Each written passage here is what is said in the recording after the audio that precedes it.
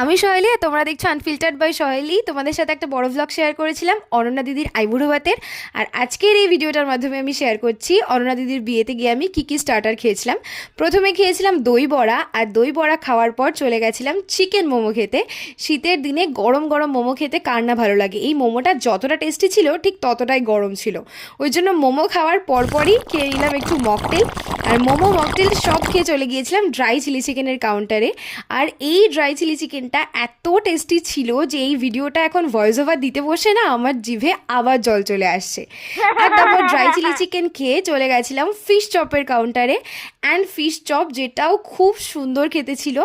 আর সব কিছু খেয়ে লাস্টে খেয়েছিলাম পনির সাথে। এত কিছু খেয়ে আমি ভাবছিলাম যে এরপর আমি মেন কোর্স আর খেতে পারবো কিনা, কারণ আমার পেট অলমোস্ট ফুল ছিল। আজকের ভিডিওটা এইটুকুই। তোমরা সবাই ভালো থেকো। তোমাদের সাথে গল্প হবে আবার পরের শর্টসে। টাটা।